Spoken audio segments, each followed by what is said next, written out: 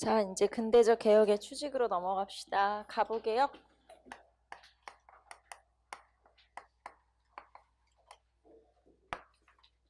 가부개혁 볼게요.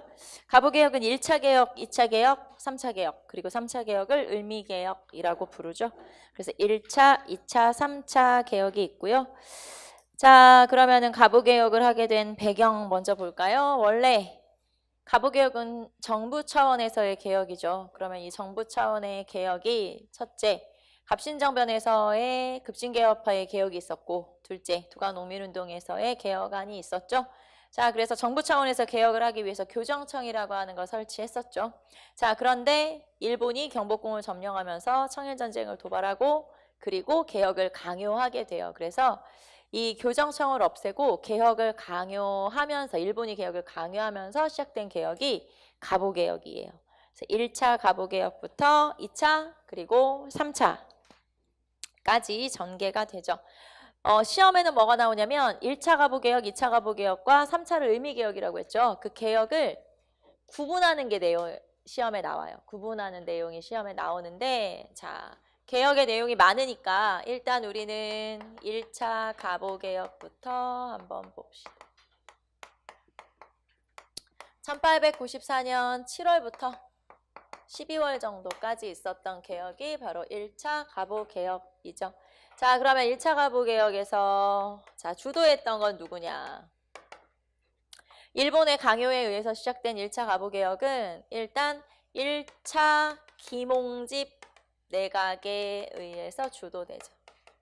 1차 김홍집 내각. 자, 여기에서 김홍집 내각이라고 하는 건 이때 김홍집이 영의정으로서 궁극기무처의 총재를 담당하면서 개혁을 주도했기 때문에 여기서는 김홍집 내각이라고 제시를 하는 거고요. 자, 이때 또 개혁을 이끌어갔던 게 궁극기무처예요. 그래서 궁극기무처라고 하는 기구에서 개혁을 주도하게 되죠. 궁극기무처는 일본의 강요에 의해서 만들어진 기구이긴 하지만 궁극기무처를 구성하고 있던 사람들은 다 우리나라 관료들이기 때문에 1차 가부개혁은 지금 현재 일본이 청일전쟁 하느라고 정신이 없을 때 궁극기무처의 조선인 관리들을 중심으로 개혁이 주도되게 되죠. 자, 그리고 이때 흥선대원군이 섭정을 하게 돼요. 흥선대원군의 섭정도 나타나게 되죠. 자, 이때 흥선대원군이 또 여기에 다시 한번 등장을 하게 된 이유는 고종과 명성황후를 앞에서 우리가 잠깐 동아농민운동 하면서 했죠. 자, 일본군이 경복궁을 점령하면서 왕과 왕비를 억류하고 있기 때문에 이때 누군가는 최종 결정권자가 하나는 있어야 되잖아요. 사인할 사람이. 그 사람이 바로 흥선대원군이었어요. 그래서 일본에 의해서 흥선대원군이 섭정을 하도록 이렇게 강요를 받으면서 섭정을 하게 되죠. 흥선대원군은 이렇게 해서 우리나라 역사에 세 번째 등장을 하게 되는 거예요. 첫 번째는 1863년부터 73년까지 그 10년 정도의 개혁이 있었고, 두 번째는 이모군란 때 잠깐 등장을 하게 되죠. 자, 그 이모군란의 처리를 위해서. 그리고 나서 3년 동안 청나라에 잡혀가죠. 네, 납치되죠.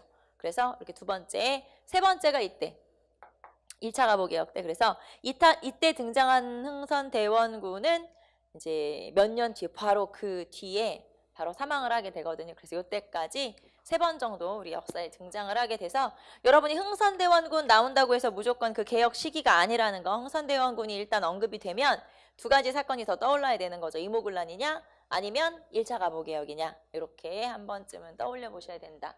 자, 그래서 흥선대원군의 섭정까지.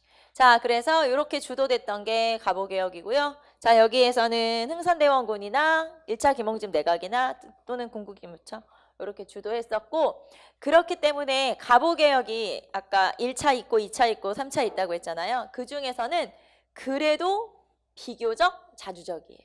그래도 성격은 좀 자주적이다. 여기서 자주적이라는 건 물론 일본의 간섭이 없었다는 뜻은 아니에요. 일본의 간섭은 물론 있었지만 그 세 개 개혁 중에서 1차, 2차 을미개혁 중에서는 그래도 일본의 영향이 좀 덜 미치는, 왜냐하면 지금 일본은 청일전쟁 때문에 정신이 없기 때문에 거의 개혁을 그냥 맡겼어요. 그래서 조선인들 관료가 궁극기무처를 구성했고 이 궁극기무처가 중심이 돼서 개혁을 했기 때문에 비교적 그래도 좀 자주적인 성격의 개혁이 바로 1차 가보개혁이고, 그러다 보니까 이때 1차 가보개혁에서는 앞에서 했던 두 개의 개혁안들을 어느 정도 수용을 하게 돼요. 일단 갑신정변에서의 14개조 정관과 그 다음에 앞에서 우리가 동아농민운동에서의 폐정개혁안, 그걸 어느 정도 수용을 해서 예를 들면 뭐 신분제를 폐지하자든가 아니면은 뭐 과부재혼을 허용하자든가 이런 것들, 세금을 좀 없애자, 무명잡세를 폐지하자, 이게 이제 동아농민운동 때 있었는데 그런 식으로 좀 조정을 한다든가 이런 식으로 개혁을 주도하게 돼요. 그게 바로 1차 가보개혁이죠. 그래서 갑신전변과 동학농민운동에서의 개혁안을 어느 정도 수용한 비교적 자주적인 그런 개혁이 바로 1차 가보개혁이었죠. 자, 그런데 그 개혁이 중단이 되죠. 그러면서 이제 다시 2차로 이어지게 되는데 2차 가보개혁이 일어나게 된, 그러니까 1차가 중단되고 2차 가보개혁이 일어나게 된 거는 일단 청일전쟁이 거의 끝나갔고, 두 번째 동학농민운동을 완전히 진압을 했고, 그러니까 이제 일본이 신경 쓸 일이 좀 줄어든 거예요. 그래서 일본이 본격적으로 개혁에 좀 간섭했던 개혁이 2차 가보개혁이죠. 자, 그러면 우리는 책을 통해서 개혁의 내용을 한번 살펴볼 건데, 개혁의 내용은 엄청 많아요.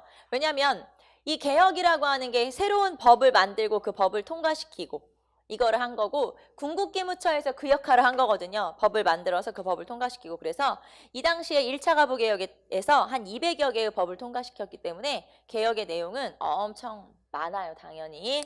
자, 그러면 우리는 1차 가보개혁 한번 보도록 하고, 771페이지 보시면은 궁극기무처 설치. 자, 그 다음에 김홍집 내각이 주도했다고 했고요. 자, 그리고 성격은 비교적 자주적이다. 비교적 자주적이다. 왜냐하면 갑신정변과 동학농민운동의 개혁안을 일부 수용했기 때문에 여기다 써볼까요? 성격은 자주적이다.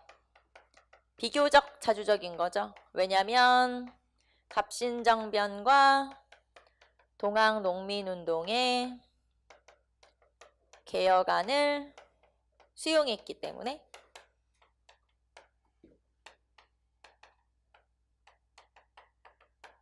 자, 어느 정도 개혁안을 이렇게 수용을 했기 때문에 그래도 비교적 자주적인 성격을 갖는다라는 걸 알 수가 있고요. 자, 그러면 내용을 한번 살펴봅시다. 내용은 엄청 뭐가 많겠죠. 그래서 일단 정치개혁, 경제, 사회 이렇게 쭉 한번 살펴보도록 할게요. 자, 정치 분야의 개혁으로 한번 넘어가 보도록 합시다. 맨 처음에 국정사무와 그 다음에 자, 왕실사무를 분리한다. 자, 국정사무는 의정부에서, 왕실사무는 국내부에서 관할하게 한다.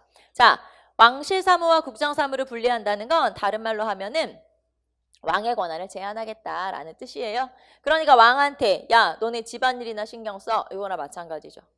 자, 원래는 조선시대에는 왕실사무와 국정사무가 분리가 안 돼 있었어요. 자, 세자빈을 책봉하는 거, 또는 세자를 뽑는 거. 자, 이거 원래는 그냥 왕실의 일 아니에요. 조선 왕조의 왕실의 일이지만 사실은 이 왕실의 일도 신하들이 다 모여서 같이 결정했다는 거예요. 그만큼 왕실사무와 국정사무가 따로 분리되지가 않았었으나 자, 이때는 왕실사무와 국정사무를 각각 의정부와 국내부에서 담당하도록 한 거는 즉 왕의 권한을 제한하겠다라는 뜻이에요. 너는 너네 집안일이나 신경 써. 이런 얘기니까 왕의 권한을 제한하겠다. 자, 그리고 밑으로 내려와서 의정부를 팔아문으로 바꾸겠다라고 하는 거죠. 자, 의정부와 그 다음에 팔아문. 원래는 6조였잖아요. 6조를 팔아문으로 바꿨죠. 그래서 여러분 중앙행정의 조직도 보시면은 원래는 6조를 팔아문으로 바꾸게 돼서 거기 보시면 8개의 관청이 나오죠. 아문은 관청이에요. 관청. 무슨 청, 뭐 최신청, 병무청 같은 청이라고 보시면 돼요. 그래서 팔아문으로 바꾸게 되죠.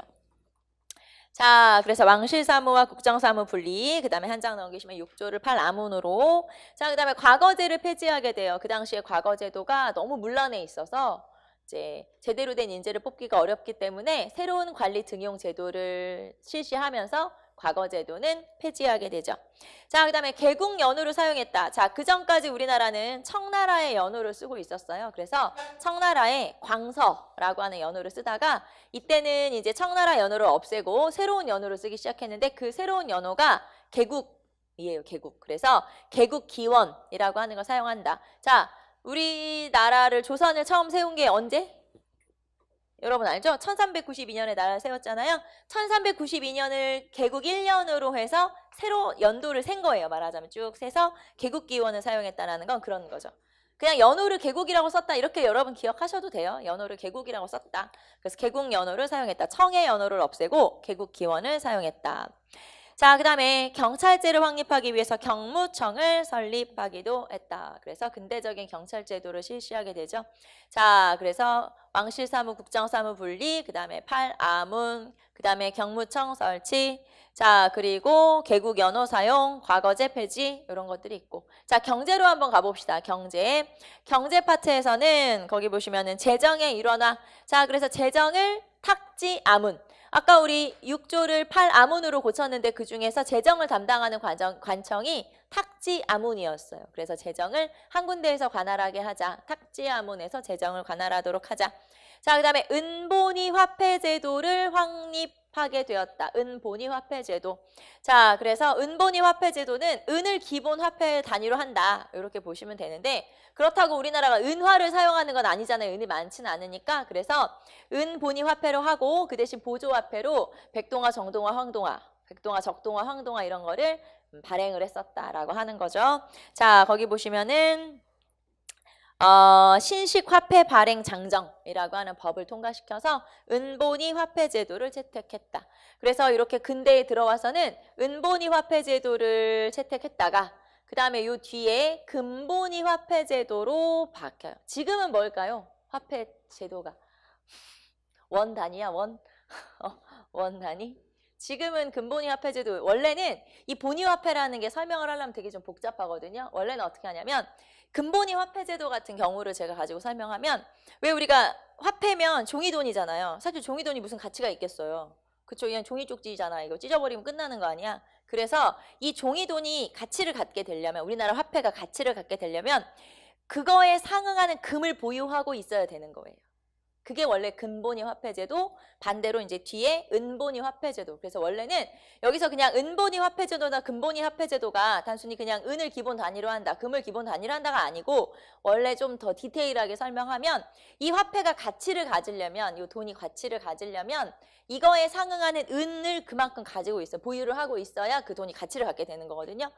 그러면 지금 현재는 뭐냐? 지금은 우리나라가 뭘 가지고 있어야 우리나라 돈으로서 가치가 있을까요? 그게 달러예요, 달러. 그래서 왜 우리 외환위기 있을 때 우리나라에서 뭐가 없었던 거야?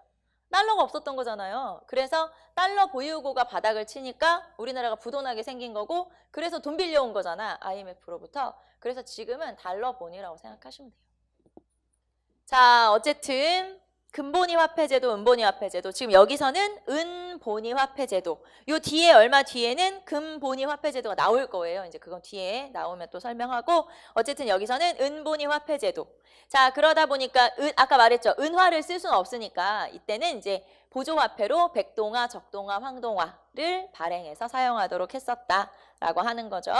자, 그 다음에 도량형을 통일한다. 도량형이라는 게 자의 길이, 추의 무게, 뭐 되의 크기, 말하자면 그 당시에 어떤 그 단위가 되는 그런, 그러니까 단위의 그 용량을 맞추는 거죠. 그래서 왜 한 돼 뭐 이런 거 있잖아요. 왜 우리 그 쌀 같은 거 할 때 그거의 길이나 그 부피도 예전에는 다 달랐거든요. 그래서 그 크기를 통일하는 게 도량형 통일이에요.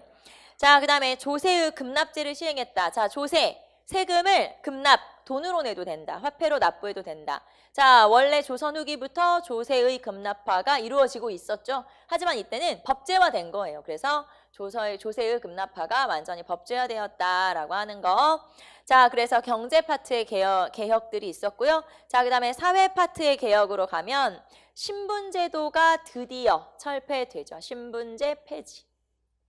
자, 근데 여러분은 신분제 폐지라고 기억하면은 나중에 뭐 다른 내용이 나오거나 하면 헷갈리니까 여러분은 공사노비제 폐지, 여러분 책에 내로 나오는 것처럼 이렇게 기억하시면 되죠. 공사노비제 폐지. 자, 이제는 공노비와 사노비가 폐지됐으니까 신분제도가 완전히 폐지가 된 거죠. 자, 그래서 공사노비제가 완전히 폐지되고 인신매매도 금지되고 그 다음에 조혼의 금지, 조혼의 일찍 결혼시키는 거였었죠. 우리가 고려 시대 몽골이 침입하고 원간 섭기를 겪으면서 조혼의 풍습이 쭉 유행해오다가 이제 요거를 금지한 거고요. 그 다음에 과부제가 허용. 앞에서 우리 과부제가 허용, 청산과부의 제가를 허용해라. 동학농민운동의 폐정개혁 안에 들어있던 내용이에요. 이걸 수용을 한 거죠. 자, 그 다음에 적사차별을 없애고 고문과 연자제를 폐지하고 의복을 간소화한다. 자, 이런 것들이 가부개혁이죠. 그래서 가부개혁 같은 경우는 이렇게 이제 여러 가지 악습, 봉건적인 폐습을 없애면서 그 전에 개혁 내용을 어느 정도 수용했구나라는 걸 알 수 있는 게 바로 1차 가부개혁이고, 뭐니 해도 가장 중요한 거는 드디어 신분제도가 폐지됐다는 거, 가장 중요하죠. 우리나라의 신분제도는 언제부터 있었냐? 신분제도가 있었던 게 뭐 제도라고 보긴 좀 그렇지만 신분제도가 있었던, 신분적 차별이 있었던 건 청동기 시대부터 있었죠. 자, 그러다가 국가가 생기고 그런 나라에서 특히 고조선에서도 이제 왜 우리 도둑질하면은 뭐 어떻게 한다, 뭐 노비로 삼는다 이런 거 있었잖아요. 그래서 이때도 다 이 고조선 때부터 노비가 있었는데 그 노비제도가 드디어 사라지게 되죠. 그래서 공사 노비제도가 완전히 폐지되었다. 자, 여기까지가 제1차 가부개혁. 자, 그러나 그 1차 가부개혁은 중간에 중단되면서 2차 가부개혁이 실시되었다.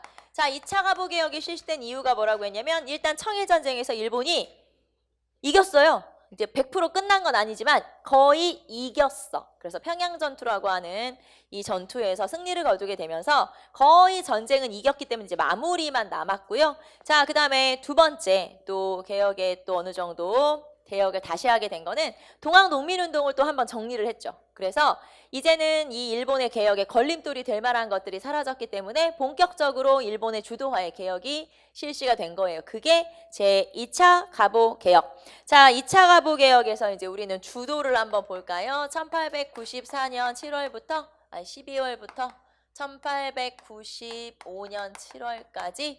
자, 그러면 주도. 자, 여기에서는 2차 김홍집 내각이 주도하게 돼요. 2차 김홍집 내각이 주도하게 된다.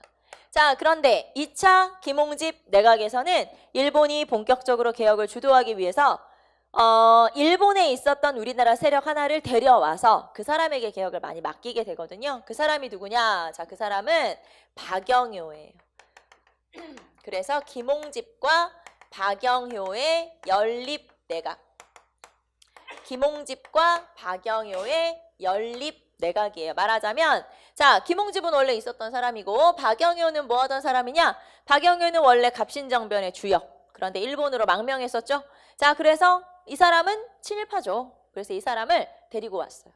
이 사람에게 이제 직책을 주고 이 사람에게 개혁을 주도하라고. 그래서 2차 가부개혁은 거의 박영효가 주도했다 이렇게 볼 수가 있고요. 박영효가 누구냐?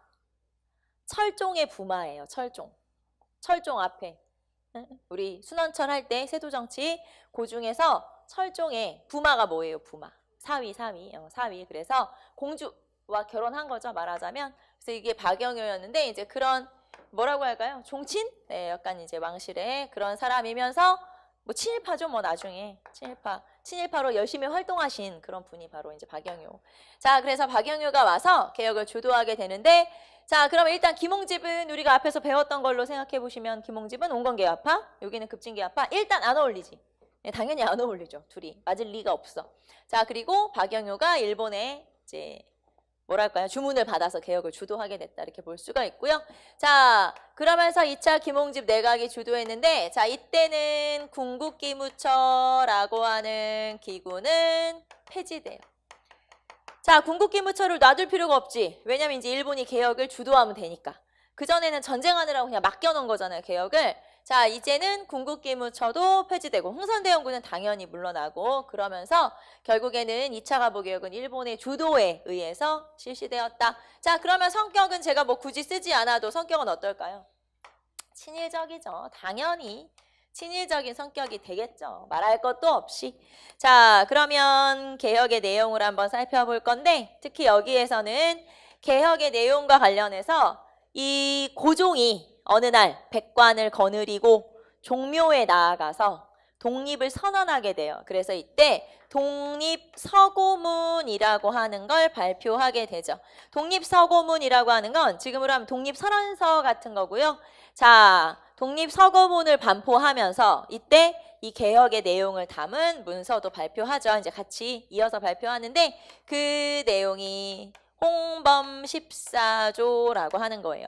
홍범 14조라고 하는 건 헌법이라고 생각하시면 돼요. 헌법. 자, 그래서 홍범 14조는 이런 가부개혁의 내용을 전반적으로 담은 헌법과 같은 문서다라고 생각하시면 되는데, 자, 그러면 우리나라는 홍범 14조 체제가 들어가기 전에 그 전까지의 헌법은 뭐였을까요? 자, 그럼 조선시대 헌법을 얘기하는 거죠? 자, 조선시대에 헌법이 많이 있었지만 조선의 통치체제를 정비했다, 완성했다 라고 볼 수 있는 책이 뭐였어요? 경국대전이었죠. 그래서 홍범 14조가 발표되면서 그 전에 있었던 건 무너진 거잖아요. 즉 경국대전 체제가 붕괴된 거다 이렇게 보시면 돼요. 홍범 14조가 등장을 하면서 경국대전 체제가 붕괴된 거다 이렇게 볼 수가 있겠죠. 자, 경국대전 체제가 붕괴된 거구나. 이렇게 볼 수 있는 헌법이 뭐냐? 홍범 14조라고 하는 헌법이 바로 요거다라고 볼 수 있고요. 자, 그 다음에 교육과 관련해서는 자, 교육입국 조서라고 하는 또 문서가 발표되기도 하죠. 자, 그럼 우리는 내용을 한번 살펴보도록 할까요? 여러분 책에 보시면은 773페이지에 홍범 14조 나와 있죠. 자, 거기 봅시다. 2차 가부개혁. 자, 2차 가부개혁은 군국기무처를 폐지하고 김홍직과 박영유의 연립내각을 성립하게 되었다. 당연히 친일내각. 왜냐하면 박영유가 주도가 됐다 그랬으니까. 자, 그 다음에 고종이 문무백관을 거느리고 종묘에 나아가서 독립서고문, 이건 독립설원서 같은 거예요. 발표하고 나서 홍범 14조를 발표했는데 이거는 헌법이나 마찬가지여서 맨 마지막에 보시면 국정의 기본 강령으로 최초의 헌법적 성격을 띠면서 이제 경국대전 체제가 붕괴된 거구나 라는 걸 알 수 있죠. 자, 그러면 홍범 14조 쭉 나와 있어요. 한번 쭉 읽어봅시다. 자, 첫 번째. 청에 의존하는 생각을 버리고 자주독립의 기초를 세운다. 자, 청에 의존하는 생각을 버려라. 이렇게 청을 견제하는 표현이 들어있으면 누구의 영향을 받은 거예요? 일본의 영향을 받은 거죠. 아무래도 친일적인 개혁이니까. 자, 그래서 청에 의존하는 생각을 버려라. 뭐 자주독립의 기초를 닦아라. 이렇게 나와 있는 거 보니까 일본의 강요에 의한 개혁이구나 라는 거. 두 번째, 왕실전범을 개정해서 왕위 계승의 법칙과 종친 외척과의 구별을 명확히 한다. 종친 외척과의 구별을 명확히 한다. 말하자면 종친이든 외척이든 정치에 좀 참여하지 말아라. 그런 내용이에요.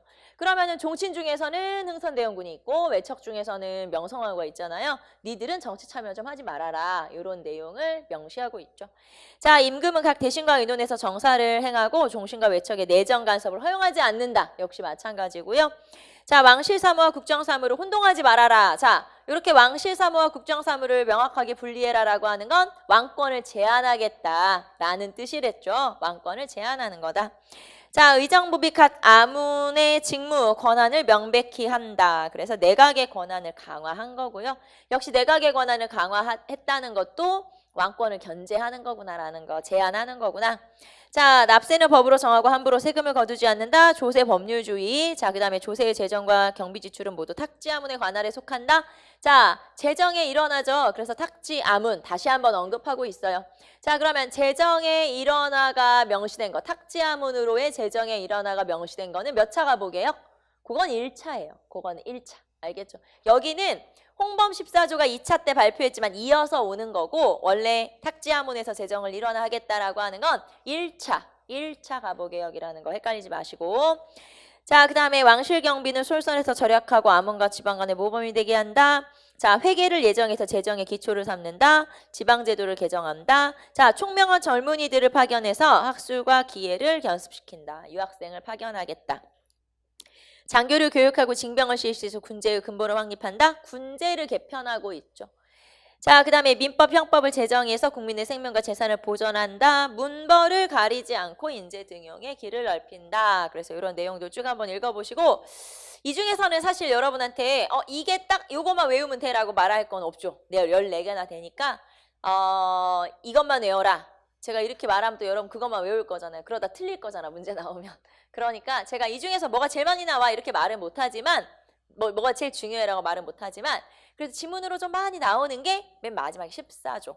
문벌을 가리지 않고 인재 등용의 길을 넓힌다. 이런 게 이제 과부개혁이구나, 이제 홍범14조구나 이렇게 할 때 많이 언급되는 거니까 쭉 한번 읽어보시고, 그렇다고 해서 맨 마지막 것만 외우지 마시고 다 두루두루 보세요. 자, 홍범14조 그 다음에 한 장 넘겨서 이제 나머지 봅시다. 자, 개혁의 중단은 여러분하고 조금 이따가 설명하도록 하고 우리는 내용으로 바로 가도록 할게요. 자, 774페이지 내용 봅시다. 1차 가부개혁하고 2차 가부개혁을 구분하는 문제가 시험에는 사실 되게 많이 나와요. 왜냐하면 개혁이 너무 많아서 헷갈리거든요. 그래서 시험 문제는 많이 나오는데 어떻게 보면은 좀 큰 개혁들은 1차 때 많이 이루어졌다고 보시면 되고요. 2차 같은 경우는 이제 뭐 교육이라든가 아니면은 뭐 지방 행정이라든가 사법이라든가 조금 세분화되는 개혁이 들어간다고 보시면 되는데 이거는 여러분이 정리를 해주시는 게 좋죠, 당연히. 따로 제가 이렇게 설명은 하지만 또 개혁으로 만약에 딱 문제로 나올 때는 엄청 헷갈리거든요. 그래서 1차와 2차 개혁을 구분하는 거는 여러분이 좀 봐둬야 된다. 라는 거. 자, 그러면 정치부터 볼게요. 자, 의정부를 내각으로 고치고 8아문을 7부로 개편한다. 그래서 오른쪽에 보시면 8아문이 7부로 바뀌죠. 자, 6조를 8아문으로 바꾼 건 1차, 8아문을 7부로 바꾼 건 2차. 이렇게 연결해서 같이 알아두시면 되고, 자, 그 다음에 지방행정 개편. 자, 원래 조선은 8도로 이루어져 있죠. 8도 체제. 자, 그런데 그거를 23군 337 자, 23부 337군으로 개편했죠. 자, 그래서 군과 부의 체제로 바꾼 거예요. 이거는 약간 일본식 비슷하게 그렇게 바꾼 거거든요. 그래서 부 체제로 바꿨다. 8도를 23부로 바꿨죠. 자, 그 다음에 재판소를 설치하고 사법권을 제약을 했죠. 자, 원래 지방관들은 입법, 행정, 사법을 다 가지고 있었어요. 그러니까 입법은 아니고 행정, 사법, 군사 이런 군대를 이런 권한들을 수령이 가지고 있었는데 그중에서 사법은 재판소를 설치해버렸기 때문에 빼고 군제 개편을 했기 때문에 군사권 빼고 그러면은 지방관이 갖는 권한은 이제 행정권만 가질 수 있게 되죠. 자, 그래서 재판소를 설치하고 사법권을 분리시켰고 그 다음에 지방관의 권한을 축소시킨 거죠. 자, 재판소를 설치해서 사법권을 분리시켰고 그러다 보니까 지방관의 권한은 줄어들었고 그래서 지방관의 권한 축소까지 체크 한번 해보시면 되고요. 자, 그 다음에 훈련대와 시위대를 창설했다. 훈련대와 시위대를 창설했고요. 사관 양성소를 설치했죠. 자, 훈련대와 시위대를 창설했다. 그래서 군제 개편 앞에서 군제 개편을 하겠다라고 하는 내용에 맞게 군사 개혁을 실시하게 되죠. 자, 그 다음에 교육적 측면에서의 개혁이 좀 두드러지는데 여기서 여러분이 교육 입국 조서를 체크 한번 해보시면 되겠죠. 교육 입국 조서는 말대로 교육이라고 하는 게 너무 중요하다라고 하는 걸 선포한 거예요. 교육이 정말 중요하다. 개혁을 하겠다 이런 내용이죠. 그래서 교육 입국 조서를 발표하게 되고 자, 이거에 따라서 이 교육 입국 조서에 따라서 여러 학교들이 설립이 되는 거예요. 거기 보시면 한성사범학교, 외국어학교, 소학교, 사범학교 등등 여러 가지를 발표하게 되죠. 만들게 되죠. 자, 한성사범학교라고 하는 게 만들어졌다고 했는데 사범학교는 지금으로 하면은 초등학교 교원을 양성하는 거니까 지금으로 하면 교대쯤 되겠죠. 말하자면. 그래서 그렇게. 근데 이제 지금하고는 학제가 달라요. 조금. 그래서 어쨌든 사범학교를 나오면 이제 선생이 될 수 있다. 이렇게 보시면 되고요. 자, 그 다음에 재정개혁, 국내부 밑에 회계원, 그 다음에 내장원을 신설하게 된다. 그래서 국내부 밑에 회계원과 내장원 신설까지 한번 쭉 보시면 되겠죠. 자, 그래서 여기에서는 주로 지방제도 개편이나 사법권 독립 이런 거 체크 한번 해보시고 교육개혁의 전개 이런 것 등을 체크해 보시면 되겠죠. 자, 이게 바로 2차 가부개혁이에요. 자, 그러면 2차 가부개혁이 중간에 아까 말했던 것처럼 중단됐다 그랬는데 이제 어떤 일로 중단됐는지 봅시다. 아까 거기 보시면은 삼국간섭에 의해서 중단되었다라고 했는데 자, 요거를 설명하려면 청일전쟁부터 다시 한번 여러분하고 설명을 좀 해보도록 할게요. 청일전쟁은 우리가 앞에서 동학농민운동 일어날 때 봤던 것처럼 이렇게 1895년까지 이렇게 실시가 됐죠. 제가 연도를 쓴 거는 앞에서 우리가 경복궁 점령, 청일전쟁, 궁극기무처 이렇게 이제 설명을 해서 나왔기 때문에 자, 그러면 청일전쟁에서 결국에는 누가 승리를 하게 되냐? 일본이 승리를 하게 되고요. 자, 그러면서 이제 청나라와 일본 사이에는 시모노세키 조약이라고 하는 조약이 체결됐어요. 자, 이거는 이제 뭐 마관 조약, 하관 조약이라고도 부르는데 지명이죠. 시모노세키 조약이 체결되고 요 조약의 내용이 자, 청나라가 전쟁에 졌잖아요. 그러니까 일본에게 요동반도와 타이완을 주기로 한 거예요. 요동반도와 타이완을 일본에게 넘겨. 전쟁에 졌으니까 그 대가로. 자, 그러면 요동반도와 타이완은 대만이니까 여러분 알 것이고 요동반도가 어디냐면 우리나라가 이렇게 생겼죠. 그러면은 요 앞에 이렇게 튀어나온 땅이 있었죠. 여기가 요동반도예요. 그래서 요 요동반도 땅을 일본에게 넘겨주기로 했는데 이 요동반도라고 하는 게 그동안 러시아가 여기를 눈독 들이고 있었던 거예요. 내가 저기를 차지해야지. 그러면서 이제 밑밥을 깔고 있었는데 요 땅을 일본이 가져가게 생겼으니 제일 열받은 나라가 어디? 러시아죠. 러시아. 이건 어떻게 된 거냐. 내가 먹으려고 했는데. 자, 그래서 러시아가 일본이 이 땅을 가져가는 것에 대해서 불만을 가지고 일본에게 압력을 행사하기 시작한 거예요. 자, 그래서 그 사건을 삼국간섭이라고 그래요. 1895년에 삼국간섭이 일어나게 되죠. 그러면 삼국간섭에서 요 세 나라가 일본에 압력을 한 거예요. 야, 이거 다시 돌려줘. 이러면서 이제 압력을 행사한 건데 그러면 그 삼국이 어디냐? 러시아, 독일, 프랑스. 자, 그래서 요 삼국이 일본에게 압력을 가한 거예요. 다시 요 땅을 돌려줘라 라고 하면서 자, 여기서 여러분은 삼국간섭에서 삼국을 알아두시면 되겠죠. 삼국은 러독프, 러프독. 네, 러독프 또는 러프독. 자, 그래서 삼국이 일본에게 압력을 가한 거예요. 자, 일본은 어떻게 됐냐? 당연히 굴복. 왜냐하면 세 나라가 달려드니까 정신을 못 차리잖아요. 그래서 결국에는 굴복 다시 이제 반환하게 된 거죠.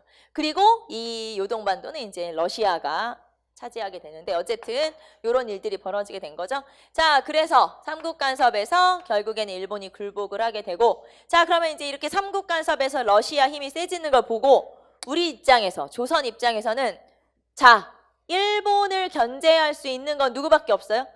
러시아밖에. 이제 누구랑 친하게 지내면 돼? 러시아랑 친하게 지내면 돼. 러시아랑 친하게 지내면 이제 해결되겠구나. 그래서 친러 내각이 성립되는 거예요. 친러파가 성립되면서 친러 내각이 성립되는데 요 친러 내각이 제3차 김홍집 내각. 김홍집이가 아직 살아있어. 김홍집 내각이 설립이 되는 거죠. 자, 그러면 이 3차 김홍집 내각, 일단 이름은 김홍집, 타이틀은 김홍집이지만 이 당시에 이제 친러파들이 득세를 하게 된 거예요. 친러파들은 이범진이라든가 이완용이라든가 이런 사람들이 이제 친일파죠. 이완용, 그 사람이 우리가 알고 있는 그 이완용. 이완용은 친러였다가 친일이었다가 약간 좀 이렇게 왔다 갔다 하는 이런 사람을 뭐라 그래? 아무튼 그런 나쁜 놈이지 뭐. 그런 아무튼 친일파. 그러니까 이 사람은 세력이 큰 나라한테 잘 이렇게 빌붙는 거죠. 자, 어쨌든 제3차 김홍집 내각에서는 친러 내각이 성립됐는데 이범진이라든가 이완용이라든가 뭐 윤치호라든가 이런 사람들이에요. 자, 그래서 친러 내각이 성립되죠. 자, 그러면서 이제 러시아가 조선에 대한 영향력을 행사하려고 하니까 자, 이제 일본이 발끈했을 거 아니에요. 내가 다 먹어놨는데. 그래서 일본이 이렇게 러시아의 영향력이 세지는 것을 만회하기 위해서, 그러니까 내가 잃었던 권리를 만회하기 위해서 사건을 일으키게 돼요. 일본에서는 미우라라고 하는 사람을, 미우라 고로라고 하는 사람을 공사로 파견해서, 외교관으로 파견해서 야, 네가 가서 해결 좀 해. 그렇게 이제 미우라에게 독려를 하게 되고요. 자, 미우라가 딱 공사로 파견돼서 이렇게 러시아한테 넘어갔던 요 이제 역학을 힘을 다시 일본 쪽으로 되돌려 오기 위해서 사고를 크게 하나 치게 돼요. 그게 이 러시아 세력을 끌어들인 그 인물을 죽이는 거예요. 그게 명성황후 시해 사건이죠. 자, 요 사건을 우리가 다른 말로 을미사변이라고 하죠. 을미사변이 1895년 8월 20일이었어요. 자, 이때 명성황후 시해 사건이에요. 명성황후 시해 사건이 일어나게 되죠. 자, 이 사건은 여러분 너무 잘 알죠. 일본 낭인이 이제 몇십 명이 궁궐로 쳐들어가서 더군다나 그때 우리나라의 군인들도 또 길잡이로 따라갔어요, 같이. 그래서 이 명성황후를 찾아서 경복궁을 쳐들어갔는데 그 당시에 이 명성황후는 경복궁 건천궁의 옥호루라고 하는 건물에 이제 머물고 있었죠. 그래서 거기를 쳐들어가서 궁녀들을 다 죽였죠. 자, 이제 전해져 내려오는 얘기에 의하면 명성황후를 이제 시절이 하수 상하니까 지켜야 되니까 궁녀로 옷을 갈아입혀서 이제 궁녀들 사이에 숨겨놨었다라고 얘기했지만 결국에는 다 죽이게 돼요. 사실 이 낭인들이 깡패죠. 이 낭인들이 궁궐로 쳐들어갔을 때 왕비의 얼굴을 몰랐어요. 왜냐면 왕과 왕비 얼굴은 그렇게 잘 드러내지 않거든요. 잘 몰라요.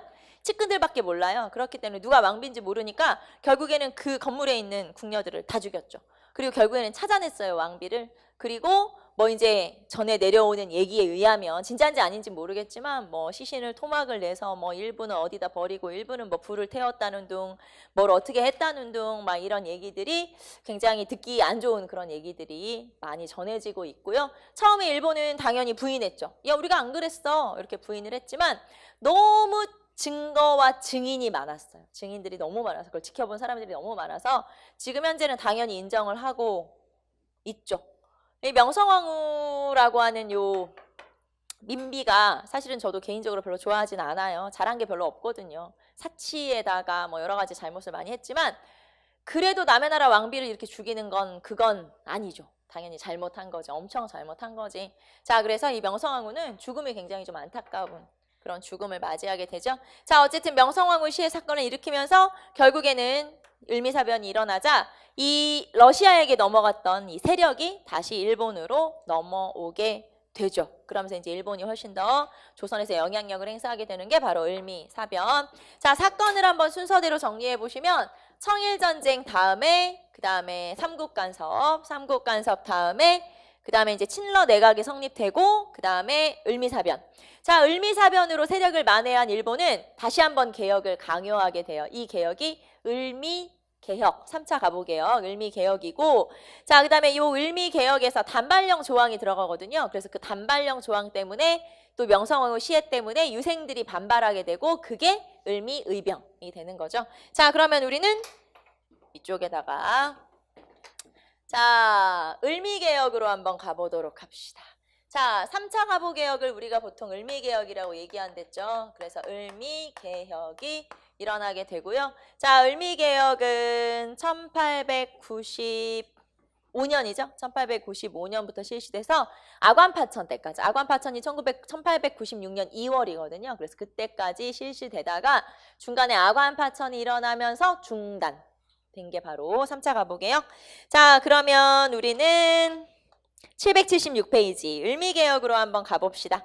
자, 을미개혁은 다른 말로 3차 가보개혁이라고 하고요. 1895년 8월부터 1896년 2월까지. 그래서 아관파천이 일어났을 때 중단이 된 거죠. 자, 그러면 을미개혁을 역시 주도한 세력은 누구냐? 주도한 세력은 4차 김홍집 내각이에요. 4차 김홍집 내각이 을미개혁을 주도하게 되죠. 자, 그러면은 여기 보시면은 아까 우리가 여기까지 설명하다가 말았어요. 아까 우리가 2차 가보개혁 갔다가 지금 사건을 쭉 설명했는데 자, 앞에서 우리가 2차 가보개혁이 중단된 게 삼국간섭 때문이랬죠. 자, 러시아 세력이 세지면서 두 번째 가보개혁이 중단이 됐거든요. 그런데 이 두 번째 가보개혁이 중단되면서 이 당시에 왕과 왕비는 갑신정변 별로 안 좋아했다고 했죠. 그걸 역모라고 생각했기 때문에 갑신정변의 주동자였던 박영효를 왕비 시해 음모 사건으로 엮어서 쉽게 말하면 박영효 너 나 죽이려고 했지. 그러면서 이제 일본으로 추방을 해버려요. 말하자면 이제 쫓아버리게 되죠. 그래서 2차 가보개혁이 끝나고 나서 이런 일들이 쭉 있었고 그 다음에 이제 3차 가보개혁인 을미개혁이 일어나게 되죠. 3차 가보개혁 때는 이때 일본이 완전 주도권을 완전 장악한 상태이기 때문에 성격은 제가 말 안 해도 되겠죠. 당연히 친일적이고 그러면은 이 김홍집 내각은 당연히 친일 내각이고 당연히 그래서 친일적인 개혁이 이루어진 게 바로 3차 가보개혁이죠. 자, 그래서 제4차 김홍집 내각이 3차 을미개혁을 주도하게 된다. 그러니까 여러분 제가 이렇게 1차 김홍집 내각, 2차 김홍집 내각, 3차, 4차 김홍집 내각을 설명한 이유는 이게 1차, 2차, 3차 개혁하고 이렇게 맞아떨어지지가 않아요. 무슨 말인지 알죠?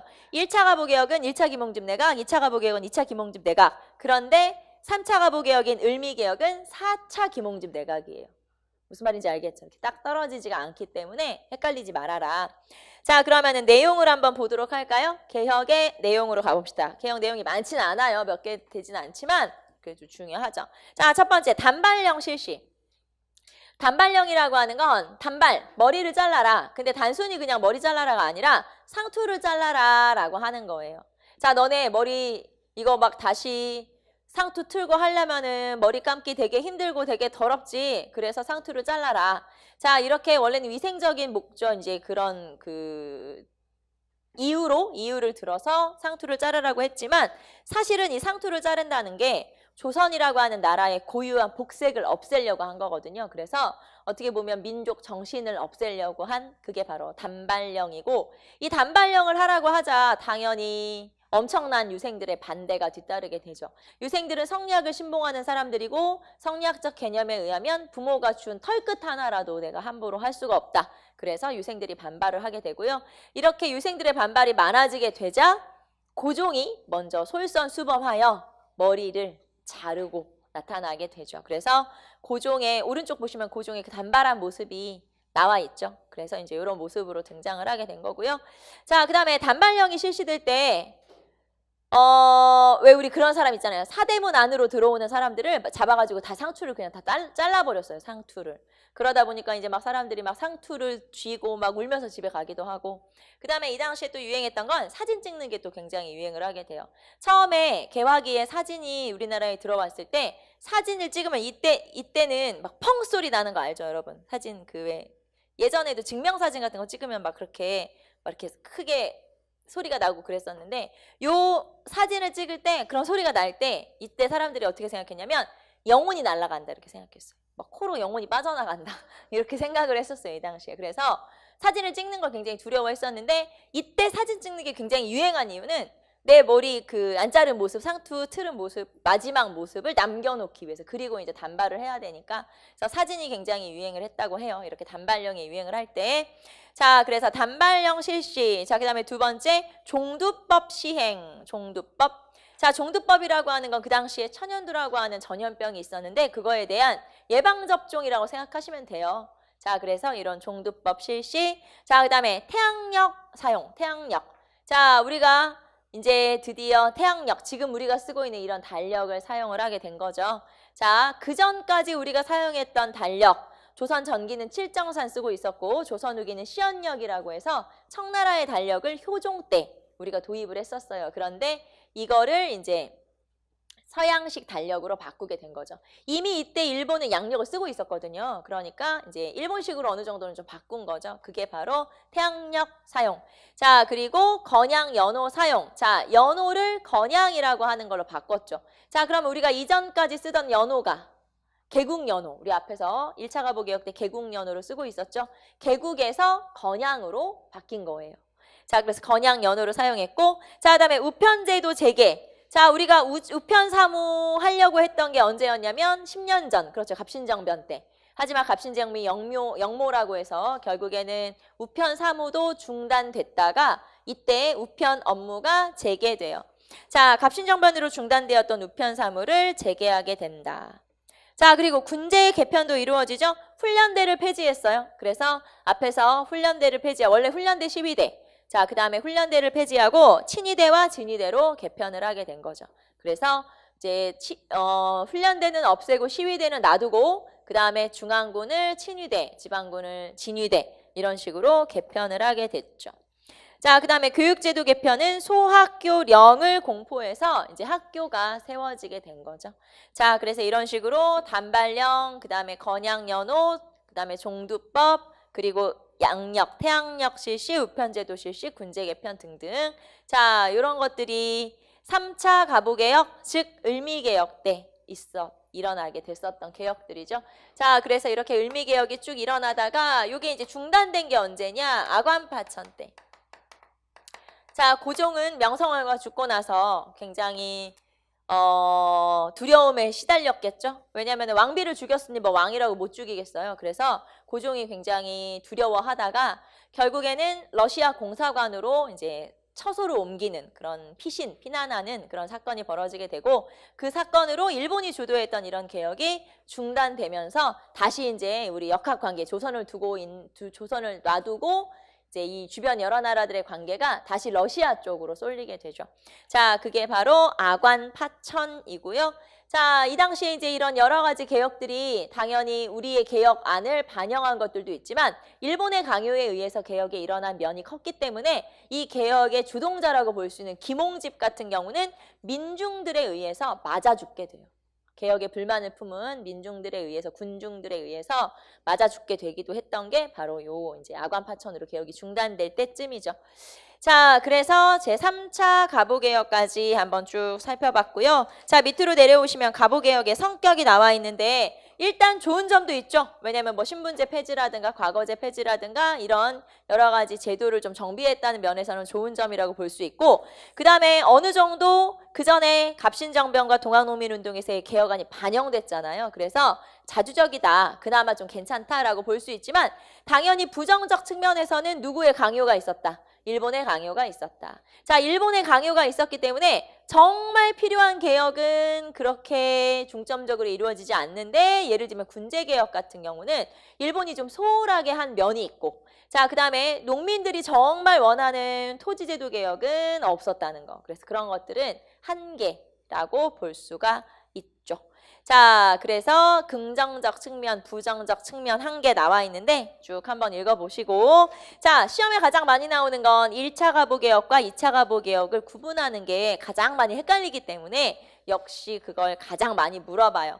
그리고 지금까지 우리 언급됐던 개혁안들을 쫙 늘어놓고 순서대로 연결해라 하는 문제도 출제될 수 있으니까 개혁안을 한번 쭉 체크해 보시면 되고 자, 한 장 넘기시면 1차, 2차 을미개혁이 다시 한번 정리되어 있고요. 그 다음에 밑에는 자, 갑신정변, 동학농민운동 그리고 가보개혁을 다시 비교를 좀 해놨어요.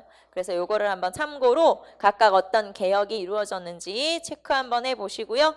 자, 우리는 잠깐 쉬었다가 독립협회와 대한제국으로 이어서 가보도록 할게요. 잠깐 쉽시다.